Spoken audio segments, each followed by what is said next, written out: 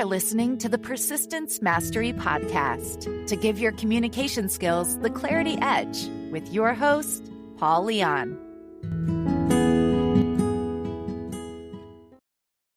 Hey guys, welcome back. We're going to get into what I call the level set statement. So if you're a manager, and sometimes you'll have to lead coachings, you'll lead trainings, or you'll cross-train teams. One of the things that will give you an advantage in doing group trainings is something that I call the level set statement. This is different from one-on-ones. This is not something you typically do in a one-on-one because it'd be kind of weird.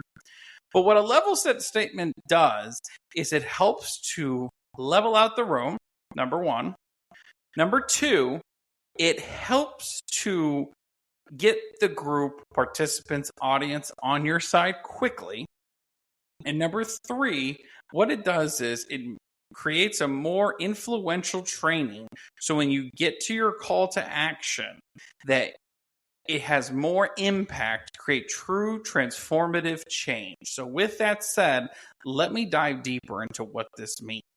So the level set statement is something you're going to want to do after your icebreaker. When you do an icebreaker, typically it may be something like, what's your first name? How many years have you been in the business? And what do you like to do for fun? Or it could be something as, what's your favorite place to vacation? Whatever the icebreaker is, that's fine. Most icebreakers work as long as you just work the icebreaker. But your goal in the icebreaker is not to go first as the trainer and facilitator. You want to go last. And the reason that is it's about your participants first. So if you're doing a live virtual training, you're probably going to be reading the chat and you're just going to be making commentary. And if you see some things that are weird, you're probably going to ignore those. But again, once you get past the icebreaker, everyone's gone. There's that pause, that moment of impasse where it's time to transition. Then you do your icebreaker. So then that's when you say your name or your favorite place to vacation, how many years you've been in the business. But once you do your icebreaker, that's your moment to recapture the core reason you're putting this training or presentation together. And that's the level set statement. Now, if you're doing a formal presentation, you might open with a level set statement, and that's different. So here's what I mean. After we're going to use the training example to stay with it. After you do your icebreaker, that's when you do your level set statement. So option number one is what I call the past, present, future. You see this a lot when people coach people in interviews, but it works also in here. So I'll give you my level set statement. I'm going to make this up off the top. The level set statement might be, in the past, I have over 10 years of consultative selling experience, as well as transactional selling experience. And I've worked with a lot of different Fortune 500 companies. And in one of those really major Fortune 500 companies, I was actually in the top 10% in sales. Today, what I currently do is I develop training to help people level up their communication skills, give them the clarity edge, lower conflict in the workplace, and really help companies with middle managers improve the workforce so they have less turnover. My future goals is to expand on that content to help middle managers become leaders, not toxic bosses, and become stronger in their communication skills and be more impactful with their upper level leadership. So that's an example of a level set statement that's pretty direct and to the point.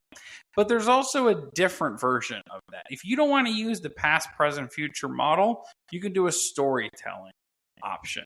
So after you do your icebreaker and do everything, you might say, let me tell you why this training's important.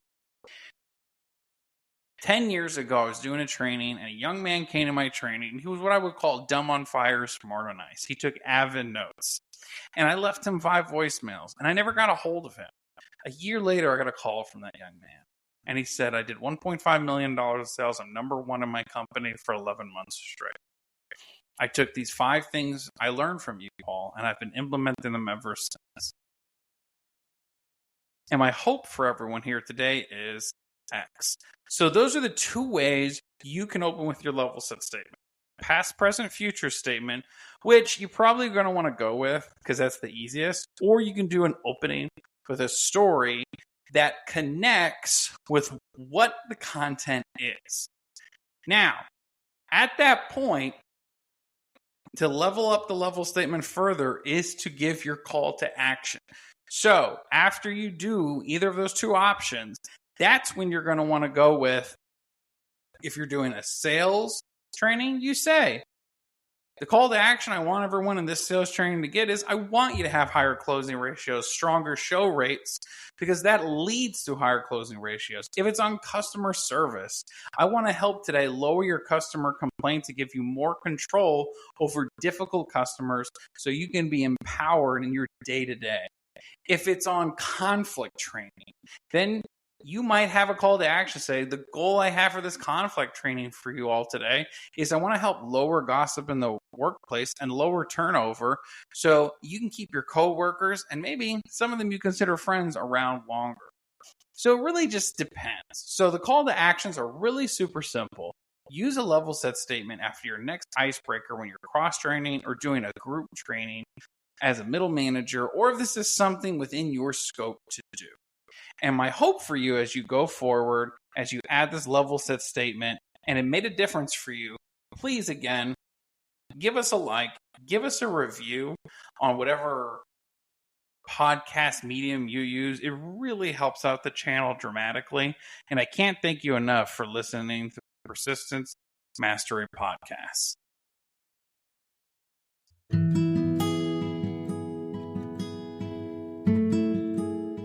Thank you for listening to the Persistence Mastery Podcast. Subscribe to where you listen to podcasts. And if you want to hire Paul to train or speak for your team, visit persistencemastery.com and fill out the request training form.